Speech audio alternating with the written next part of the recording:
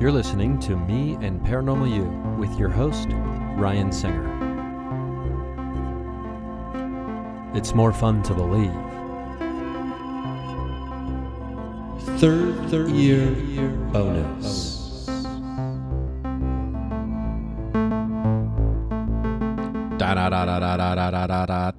There we go. Hey, welcome to the program today. Thank you for listening to Me and Paranormal You, the podcast. My name is Ryan Singer. This is going to be a third-year bonus. This is a solo episode. If you've never listened to the program before, this means it is me and an assortment of my friends who live inside my brain. We'll be bringing you paranormal, esoteric, sometimes ridiculous information, stories, thoughts, ideas, etc. Etc. Which is etc., which is interesting. I just want to start off by saying thank you for listening. We are coming up on early next year. This will be the 10-year anniversary of the podcast, which is bonkers to me. So many changes, so many journeys, so many fascinating people, so many incredible stories have been shared, sometimes for the first time on this program. Guests are exhibiting great trust when they share their story with me for the show, and listeners show, great empathy, sometimes sympathy, understanding, and I think most importantly, open-mindedness and a willingness to believe when listening to sometimes stories and oftentimes stories that are and experiences that are out of this world. Out of this world, indeed. I am knee-deep in the UFO Experience by J. Allen Hynek. Most famous for laying out the CE, the protocols, the, close encounter protocols, CE1, CE2, CE3, and then which, later was built upon and expanded upon to a different area by, Dr. Stephen Greer and others, the CE5, Close Encounters of the Fifth Kind, which is human-initiated extraterrestrial contact through consciousness, meditation, and intention. So, that's what I'm still knee-deep in. What I like to do is I like to go to the gym and I like to listen to that audiobook while I'm on the treadmill for an hour. And, or on the exercise bike or whatever. It's fascinating. So also I want to give a shout out to, anybody who's, doing their best out there. So keep it up. Keep up the good work. Keep up the good fight. You're going to reap the benefits of your hard work and your dedication. And I'm not saying that in a capitalistic kind of way. What I mean is you have set yourself on a journey, oftentimes filled with confusion. The end result is never guaranteed, seldom promised. But you had a dream, you had an idea, you had a thought. And you went for it. And the universe loves that you went for it. And you shall be rewarded for your efforts. Sometimes it takes 20 plus years to be rewarded for one's efforts. I can tell you from personal experience, sometimes it might take longer than that. I've been doing this crazy career / pursuit of art and dreams for over 20 years. And I got to tell you, I wouldn't have had it any other way. Sometimes, the wallet is thin often, and the prospects are few and far between as well. But in the end, it always pays off. Why? Because a pursuit of a passion and the going for a dream is is reward enough, I think, because of the satisfaction one can have in their life, and the joy and the love that one can feel for the work itself is irreplaceable in many aspects. And one of those aspects is, do you want to get up in the morning and continue that journey? Or do you wake up in the morning and feel like, oh God, I got to clock it in today? Now, granted, not every day is the greatest day that you've ever had, even though it should be, because it's the only one that we've got, really. It's the only one that's promised to us. But, that's great in theory, but in practice, we're just human beings and things happen. Things happen in our lives that affect our outlook and our mood. And I feel like a large portion of the world is currently suffering from a paranoia sickness. And it's just the proliferation of unchecked conspiracy theories have infiltrated every aspect of modern society, and I feel there is a pandemic of paranoia. It is a paranoid pandemic. It's I get messages from people in my family constantly. It's just like, wait, what is this? What are you sending me? Everyone thinks the world is coming to an end right now, this second. And that's always been the case when it comes to prophecy and prophets and doomsdayers. Whether it's been religious prophecy, the end times, etc. That doesn't mean that sooner or later, one day, that everything's not coming to an end. I mean, I don't know. I couldn't even tell you that that is going to be the case ever at any point. But I can tell you this: the paranoid pandemic or the pandemic of paranoia that is everywhere now is, wow. It is. If you step back and look at it, if you separate yourself from everything, it's hilarious, right? It's hilarious in the way that it is so prevalent in every single thing that it's just like, wait. A lot of people will talk about the movie Idiocracy, being predictive of the future, et cetera, and how ridiculous it was. But I got to tell you, that's not what I'm talking about. But I mean, every single thing in this world is a conspiracy theory now. Whether it's Tom Hanks as Michael Rockefeller, or he's just like, I can't,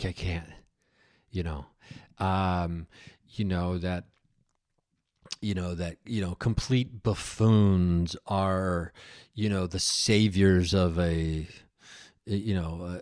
large group of people will look to clearly a buffoon and think that they are some kind of savior, and it's all intertwined and built through conspiracy theories and message boards, many of which have been clearly debunked in the past. And whether it's the protocols of the Learned Elders of Zion, which is the original anti-Semitic propaganda. It's everyone. No one believes in the efficacy of voting anymore. No one believes in the efficacy of vaccines anymore. It's like, what has happened to everybody? And, quite simply, people didn't have their guard up, I don't think. And, I'm not here to stomp on anti-vaxxers or flat earthers or Trumpers or Alex Jones fans. Yes, I will stomp on that whole thing. But that's just a hate monger and a fear monger who got rich from hate and fear and spreading disinformation and lies. Now, what do I mean when I say we let our guard down? I think most people didn't really care about any of this stuff, right? So most people weren't interested in conspiracy theories, and as of a decade ago, conspiracy theorists were considered to be silly and probably harmless at best. And then, cut to 10 years later, where certain conspiracy theories, and a lot of them with origins in anti Semitic propaganda, have infiltrated the largest narratives that happen in the world and in our in our country. And I'm not here to say all news is fake news and any of that kind of stuff. And frankly, I'm tired of that. And if you've ever known anyone in your life who studied journalism and became a journalist, quite frankly, you are just generalizing and totally being dismissive of someone's life pursuit and all the hard work they do. And there are standards that news organizations are held up to. And, there's a difference between news and editorial, which should be clear.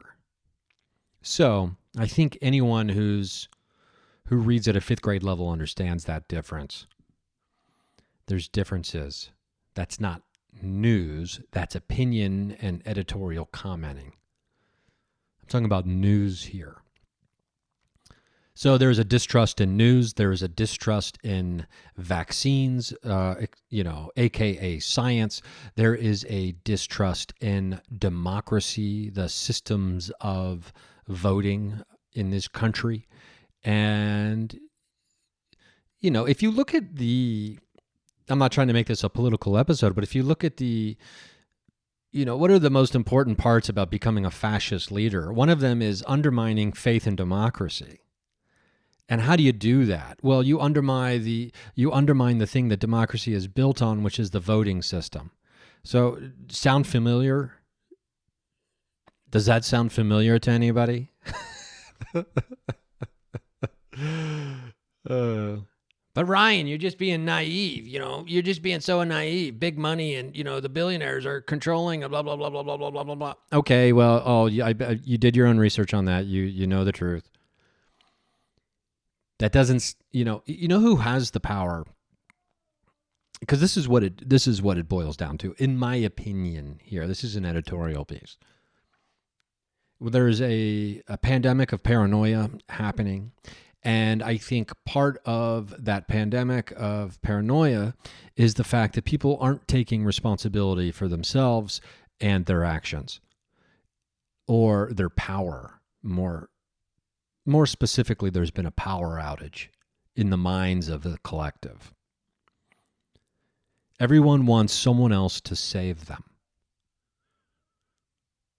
No one wants to do the saving or take the steps to even consider what it might be that I need to be saved from whatever small or large situation is happening. There are currently large situations happening in the world that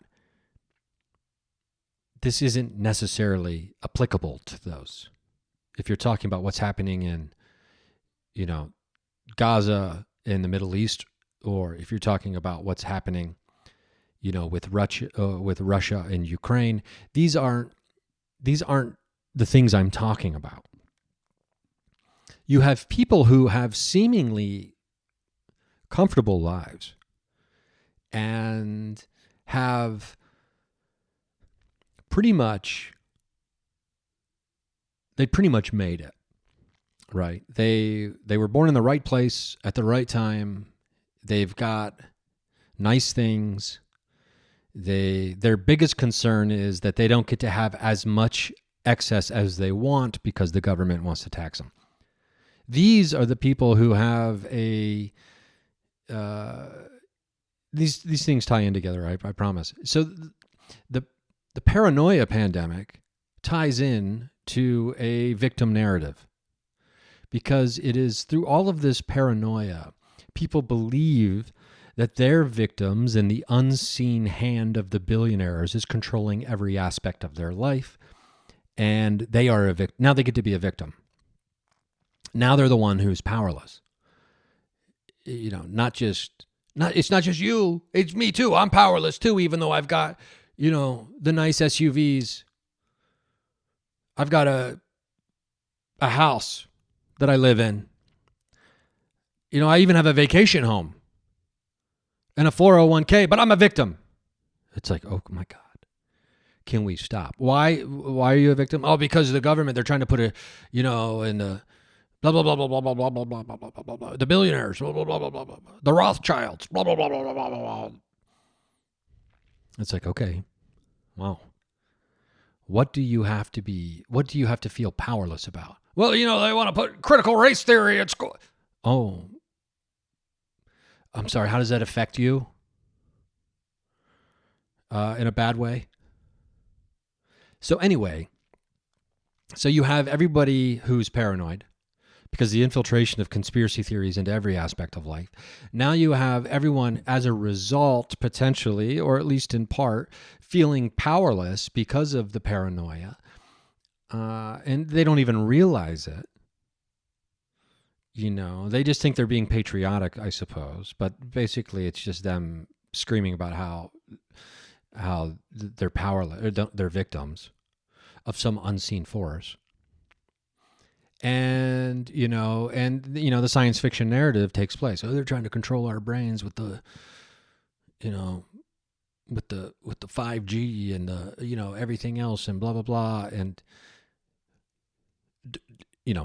20 years from now, do studies, and is the truth revealed that they've been trying to control our thoughts and feelings and emotions with 5G? Who knows, right? I highly doubt that, because quite frankly, people are people. And I don't care if they're billionaires or if they're the poorest of the poor. People are people. People need to do things. I mean, people think that, everything that ever comes out of Hollywood or comes on the news is controlled by the CIA or the billionaires, as if they've got the ability to control all of that stuff in such you're talking about micromanaging on the most micro of levels.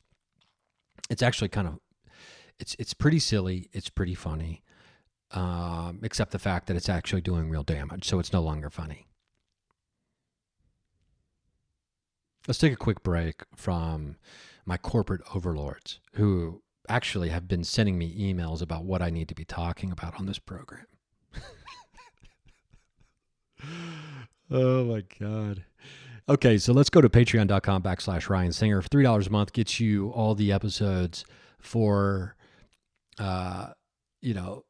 for no advertisements, I guess. I don't know what I'm trying to say. I don't know why I said for there. So with no commercials at all in any of these episodes, if you're at the $3 a month level over on the Patreon.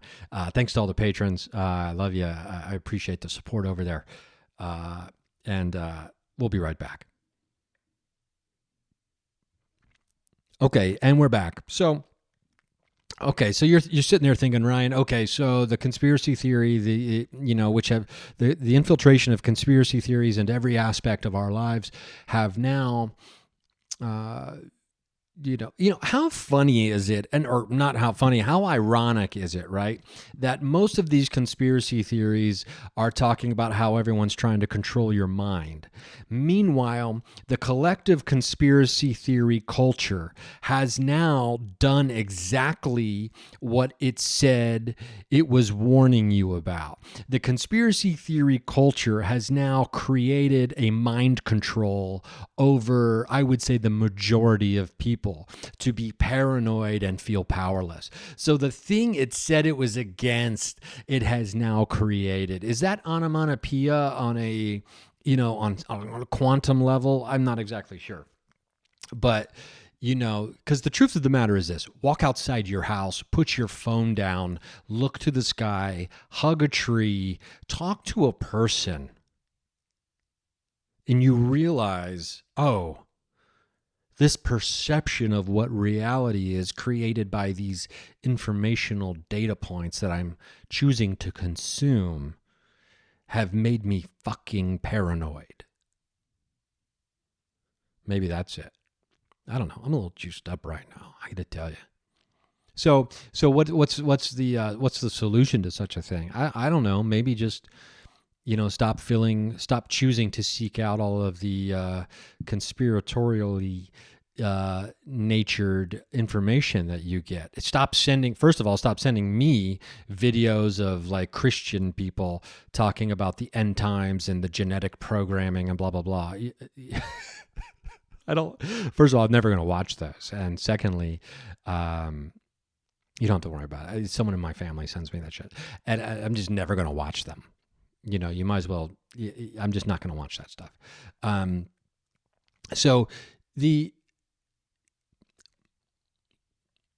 narrative in the ufology community and in the paranormal world, it always tends towards end times and prophecies of the end times and the destruction of Earth. I don't know why it always goes there, right?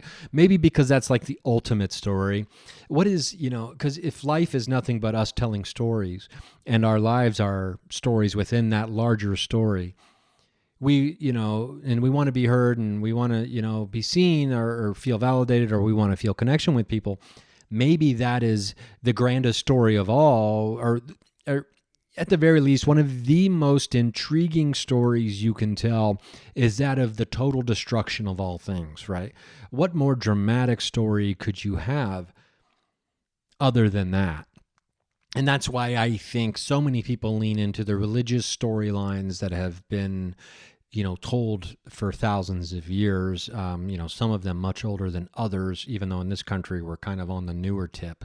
We like some of the fresher stories, even though, bits and pieces of it have been, pretty much cobbled together from previous stories that have already been told. Nonetheless, they are stories at the end of the day. So the end times story is the most dramatic. It pulls at the heart and mind strings, the most. It pulls those strings pretty taut, doesn't it? And it hooks us in, and we want to know more. But why? So why are these stories always ending with the destruction and with a warning message, et cetera, et cetera? I grew up in a family that had a grandmother, my grandmother, who was super, super religious and was very into prophecy. And, I was hearing, or had been hearing, these warning messages from whether it's the Virgin Mary or from saints and prophets who come to people in visitations, whether it's nuns or et cetera, or other holy people. And, these messages were put into books that were then distributed. They were passed around the community, and the end was imminent. The end was near. The end was nigh. And guess what? It didn't end.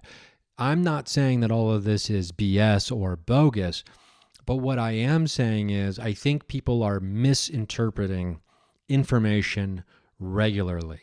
And, far be it for me to call anyone a liar who says they had a visitation from, a holy figure from the past, giving them a message about doomsday, etc., or a warning. I just don't think people are interpreting, or knowing how to say words. Maybe they're not interpreting the information they are being given in the correct way. Because if my grandma would have been right, considering all of the information that she was consuming, passing on, and then giving to me, I wouldn't be here right now doing this podcast. The end times would have already happened. Jesus would have already come back, game, set, and match. But that is not the case. Here I sit many years later, maybe in a hell of my own design, because I was blasphemous or something. I don't know, right? But if you're here, I think we can all agree that we're all here right now, right? So what is it? So all these people talking about the end of the world right now, and I get it. The world seems on fire. The world has always seemed on fire, depending on who you were talking to. Because guess what? There have been people in different parts of the world at different times who have been on fire. Now, we are globally connected in an instantaneous way. As individuals, we are not equipped. This is a theory. This is an opinion. This is an editorial piece. We are not equipped as individuals to process global catastrophe, global pain, global chaos on a daily basis as individuals. We don't have the nervous system to be able to do that. Few of us do, actually. These are the people that we are like, man, this person is so evolved, or this person is such a holy type person, right? Those people have a macro view of time and space, and therefore the events happening within those dimensions, right? Most of us, myself included, we are not built to be able to process in a healthy way, or at least in an efficient way, global catastrophes on a daily basis. We used to just kind of have to focus on what was happening in our little corner of the world, our village or whatever. And that would take... When's the last time you had your heart broken? Right? One person maybe broke your heart. Or, it's never, by the way, it's never a one person broke your heart kind of thing. It's, people were in a relationship and whatever happened to that relationship ended up breaking your heart. And you or I were at the very least partially responsible for the breaking of said heart. So when's the last time you had your heart broken? That is that is as microscopic as it can get when it comes to world events, because that is uniquely you with one other person. And if you think about one of your biggest heartbreaks, and hopefully you've had heartbreak in your life, and I'm not trying to be a jerk when I say that. What I'm saying is that means you've lived your life. You've taken chances. You've put yourself out there. You've lowered your boundaries, protecting your heart and your feelings and your mind and your emotions. You took a chance. You became vulnerable to another person. And for whatever reason, it didn't work out and you were devastated. And I've been there. I've been there multiple times. And, for me personally, the biggest ones, it takes me a while to move past those.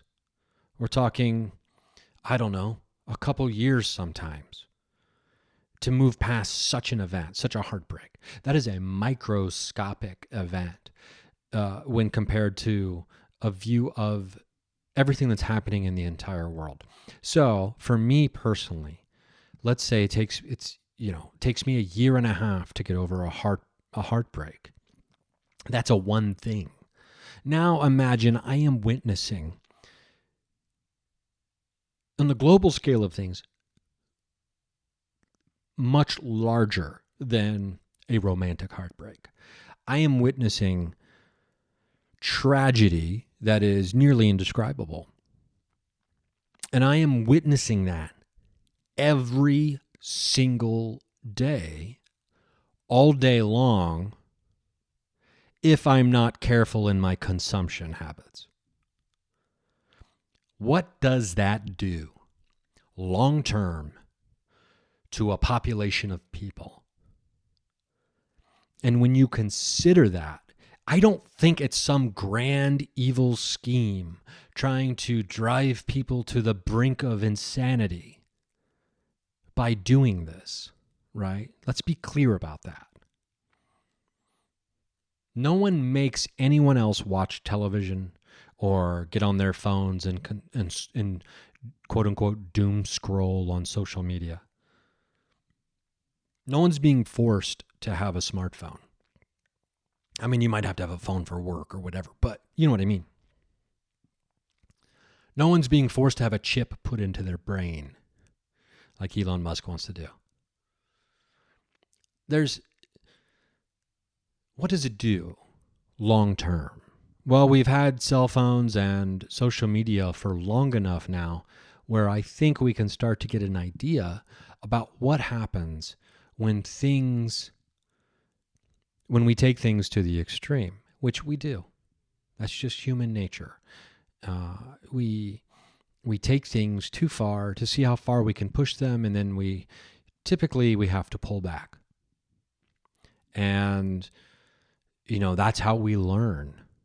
And that's how we learn limits and other things, etc., in many cases. So, I think after, you know, nearly 2 decades of all of this, I think we can understand exactly what it does. And you know, and in accord with a bunch of other factors, there is a dissemination, an instantaneous dissemination of information phenomena that contributes to the pandemic of paranoia and to the feeling of everyone, or the feeling that everyone is powerless. When in fact, it's quite the opposite. If everyone just realized by simply collectively, walking out into the streets, peaceful protesting, we could shut down the war machines of the world. Every government in the world would be practically instantly shut down if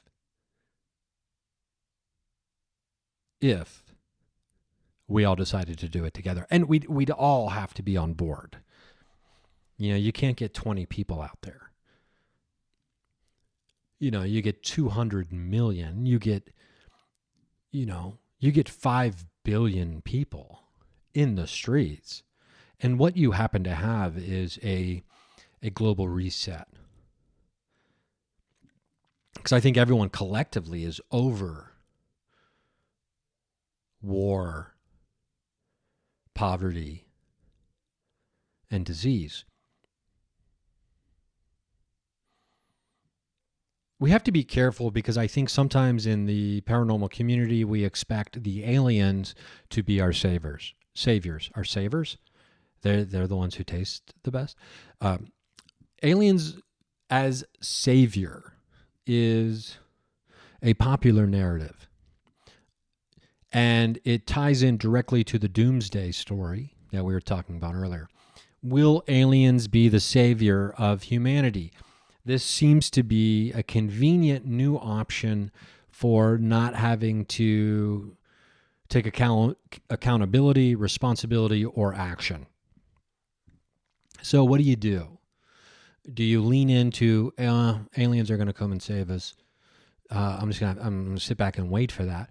Or do you actively just, try to be a better person on a very small individual level and see if you can't from time to time help other people? And I don't know. I mean, that's I think what all of us could be doing more of, or I don't want to speak for everyone else. I know I could do more of that. But when it comes to, are aliens real? I do believe they are. Are they? It is not their responsibility to save humanity. And why would they? It's one of these interesting situations where we conceive of an advanced civilization of creatures, or we think of these entities that are, quote unquote, further along than we are. And what is one of the things we attribute to these entities that are, quote unquote, further along than us? That they operate from love and kindness. I don't think that's a coincidence that inherently as human beings, we understand that there is a place that we all wish we can get to as a species in general. And that place is a place of universal love and understanding and caring for one another. Because that is inherently built into the idea of an alien savior. I think that's a factor we don't talk about enough. Because when you think of an alien as, the aliens are going to come save us, you have to examine, okay, well, why? Why would they do that? And why are they going to do that? And what is it about them that we believe would dictate such a thing to happen. So at its premise, we have to think that the aliens are just better than us, right? So maybe at the end of the day, what we're doing here is we are projecting what we hope our future selves will be onto these aliens to come save us.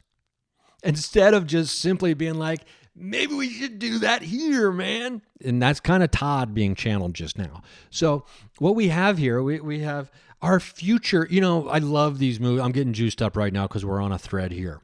So here's what happens. These movies, there's been many of them, and it's not a new idea, you know, that some movies started recently, but that aliens visiting the Earth are actually future humans, right? And there's actually an interesting story, side note, that I want to tell you about that might be happening on this program soon, potentially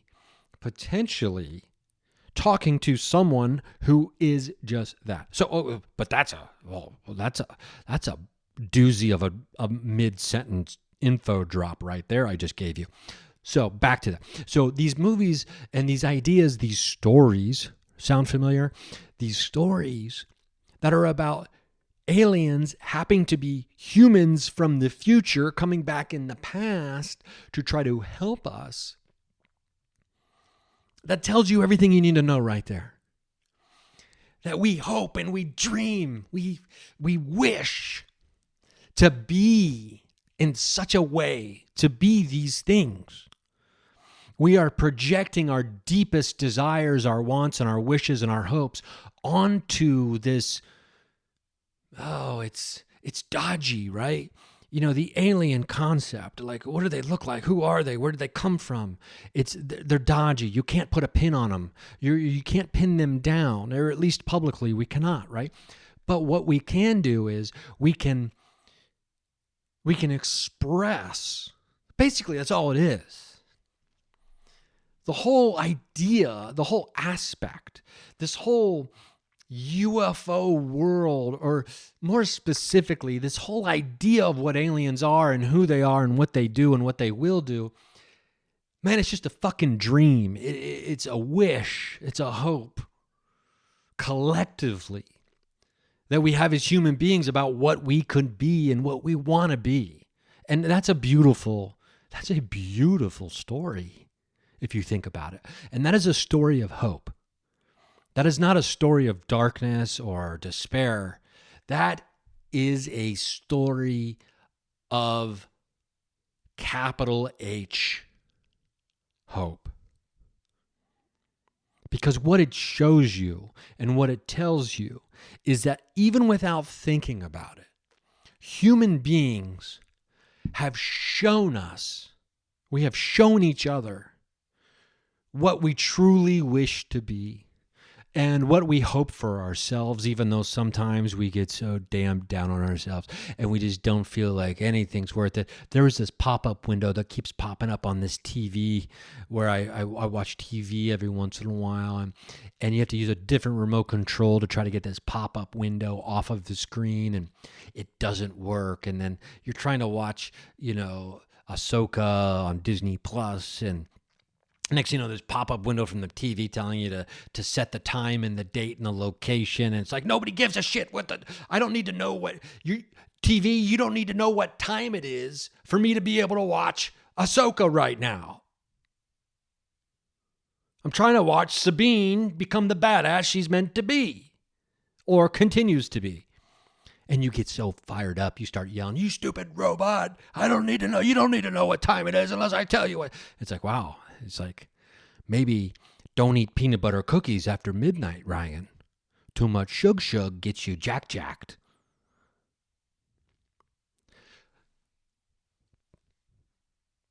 Let's take I got to take a quick break here because I'm just all juiced up.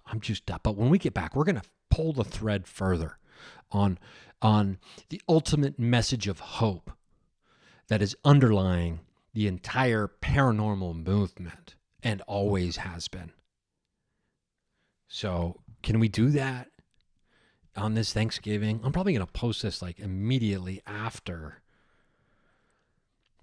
I'm finished recording. I am recording on Gobble Gobble Day, which is, I don't know, is that weird? Okay, I got to mark this timestamp here because don't forget, patrons don't have to worry about ever getting interrupted. So patreon.com/Ryan Singer, $3 a month gets you commercial free. And I'm back, and we are back. We are talking about the underlying message in all of the paranormal stories and all of the stories in religion and many of the stories in folklore and mythology. The underlying message is the unwavering hope of the human creature to wish to become better than it has been and better than it is. I mean, you think about it. What is Jesus? Jesus is part God, part human, right? Or whatever. So like showing us what we can really be as human beings, right? He's like the bridge to becoming gods when we are gods already, every single one of us, right? All these fables and parables about, trying to be better or learning lessons, right? Paranormal stories, whether they're ghost stories, paranormal investigations, trying to communicate with the spirits in a haunted school. Why? To find out what's on the other side, to find out after death, what wisdom have you attained that I am still seeking here? Are we right? Are we correct in assuming that we should be striving to be better? Because the existence of ghosts or spirits or entities, etc., means that physical form isn't the end of life. Therefore, life has more meaning than simply just trying to accumulate and be comfortable or to feel physical pleasure constantly. That's what capturing evidence on a paranormal investigation is. It's bigger than just, oh my God, can you believe it? It is showing the world that there is more to life than life. Does that make sense? I think it does. So what you have here is, whether it's a ghost story, whether it's a story from the Bible or from the Quran or from Kabbalah or anywhere, or, from the Tibetan Book of the Dead, what we have here is also ufology. For years and years and years, stories of flying saucers in the sky, different people who study, and the deeper and deeper they go, the more difficult it is to get your hands on a physical object. Is that a coincidence? I don't think it is. Aliens as saviors. This is all just a mere reflection of what we hope to be and what we know deep down in our souls, if you want to call them that, or our consciousness. What we know is, in fact, our destiny. And our destiny and our fate is to get better. You never hear any of these stories.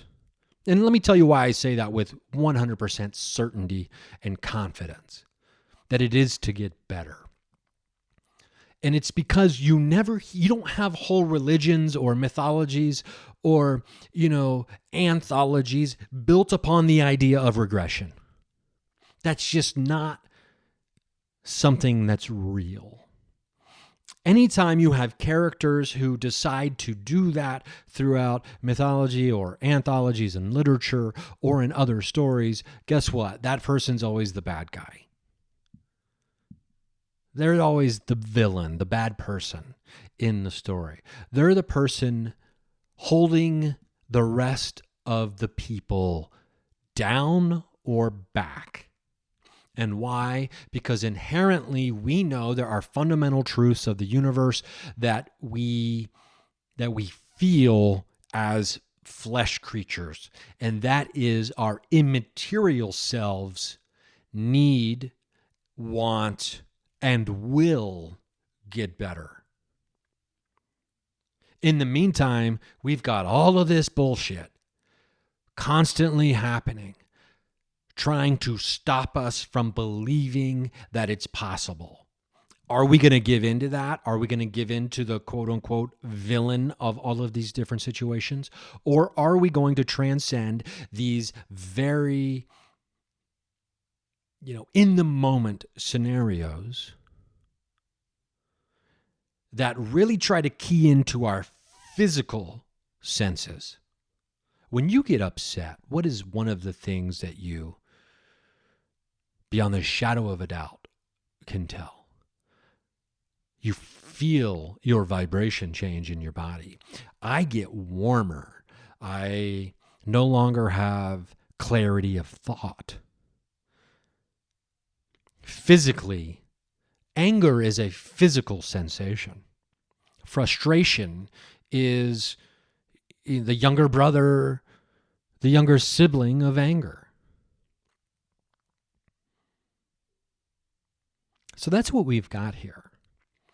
When you look at the world around you now, and so much of conspiracy theories are tied to the world of the paranormal and the esoteric, and they all derived and or have infiltrated all the other aspects of these worlds and of the quote-unquote mainstream world or real world as well. What purpose are they serving? That's what you got to ask yourself. They're keeping you stuck here in the moment. They're keeping you scared. They're keeping us all paranoid.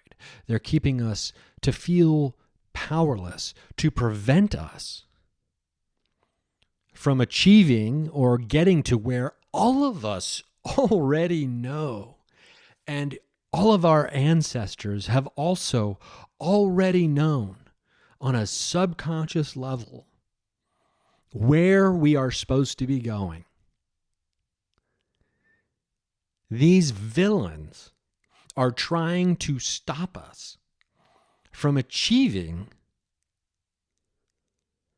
what we all know we must, and that, newsflash, will achieve. And when I say villains, I don't mean individual people. I mean these concepts, these energies that are imbued in these things that are constantly and currently affecting us right now. And they change faces. They have different masks that they wear. The energies, I would argue, stay relatively the same. So what are we going to do? Are we going to sit back and submit to these dark energies, these villains in our story? The human creature is the hero of this story because it's their story.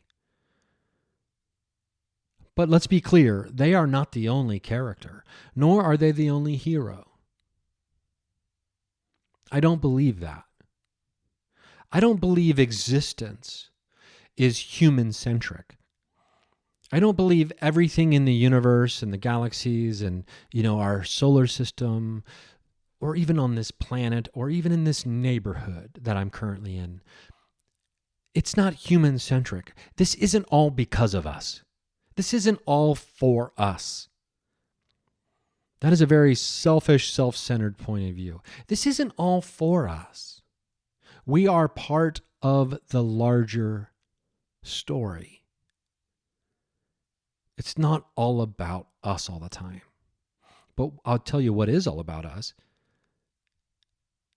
Our journey, our struggle, our story.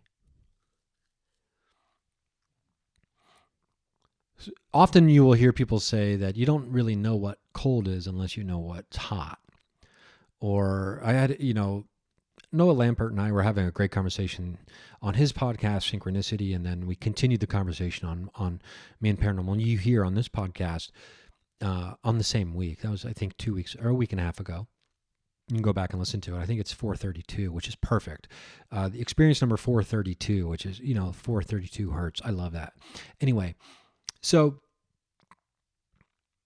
it's like to understand something is, for some reason here in the human experience, we clearly understand something, but even in a almost a more profound way when we understand its opposite. We know what it's like to be starving because we've been full. We know what it's like to be full because we've been starving. We know what it's like to be warm because we've been cold, happy because we've been sad. surrounded with love when we've been alone. So, we know what it's like to be a hero because we have to face off against a villain. Now, is this necessary? Do we have to keep doing it this way? I would argue probably not, but maybe currently, yes.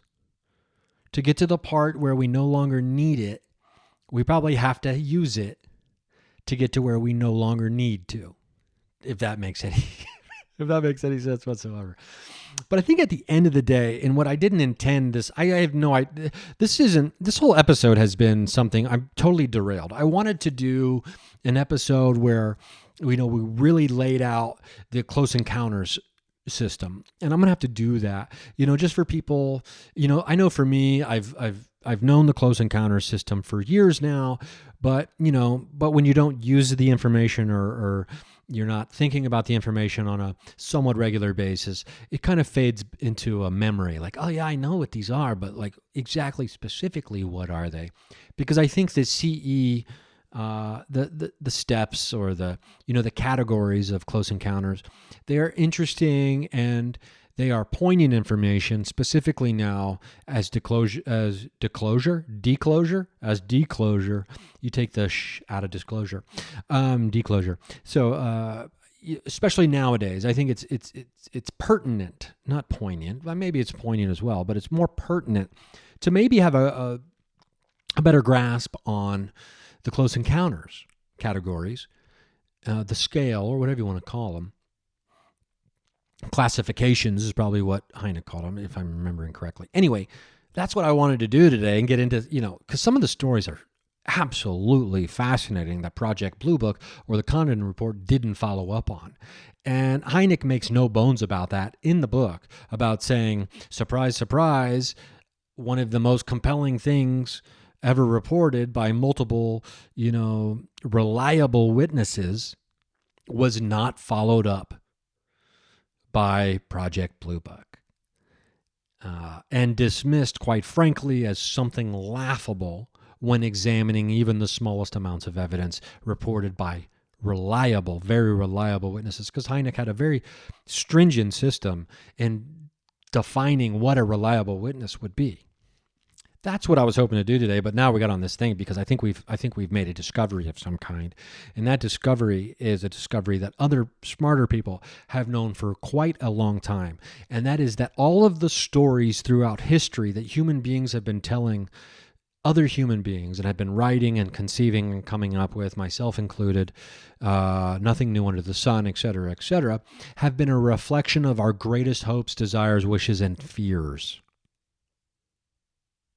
So, the UFO phenomena, the alien narrative, the personalities that we are projecting onto extraterrestrials or non-human entities, or NBEs, non-biological entities, or spirits, or the Akashic Records, or, all these other, the Lumerians, I guess they fall under aliens. Anyway, the point is, they are reflections of what we really hope we can be, man. You know what I mean? Like, get excited about it. Get excited about it. Because, what it tells us is, no matter how dark, no matter how cynical, no matter how jaded we may become, as a group, we have proven that we are hopeful. God, I hope the cynics are listening to this. It doesn't matter if the cynics are. I don't need the cynics to be listening to this, but you know what I mean, like, because that's a pretty profound. If you think about it in that way, there's profundity to it, right? There's profundity to the fact that human beings, since the beginning of storytelling, and then the advent of writing, so prehistorical to historical times, the stories in general have reflected the same common themes. whether it's angels or aliens, whether it's the gods in Valhalla or the gods of the Old Testament or the God of the Old Testament or the pagan entities, right? Doesn't that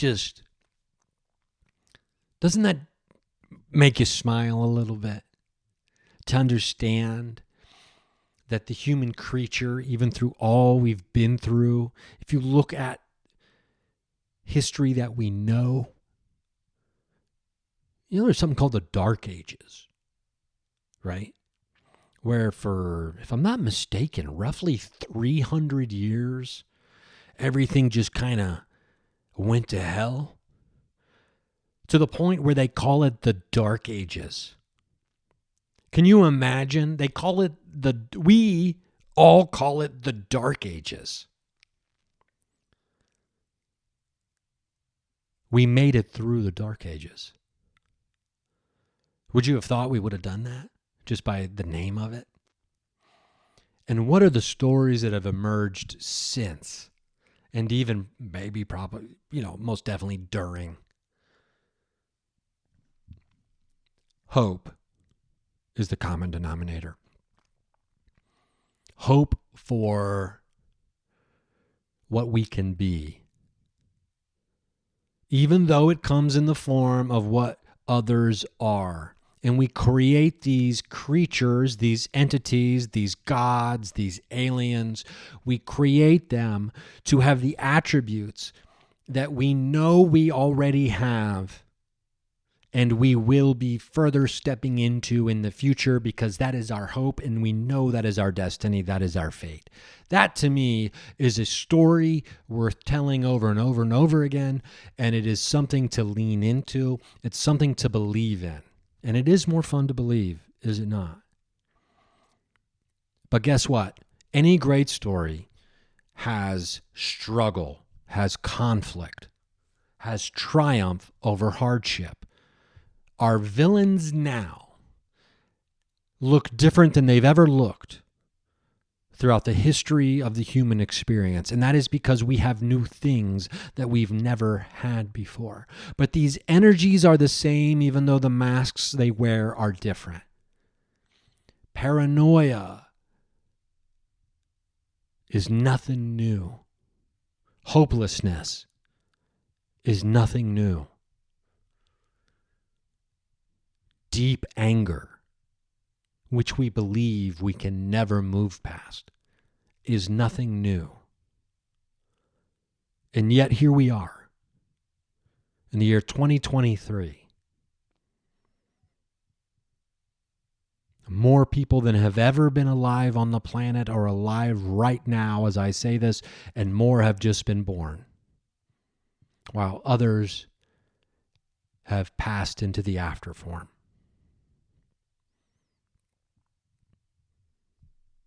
And for the most part, relatively speaking, the human creature, when lucky, is living a life no longer concerned with being devoured by the bear or the lion.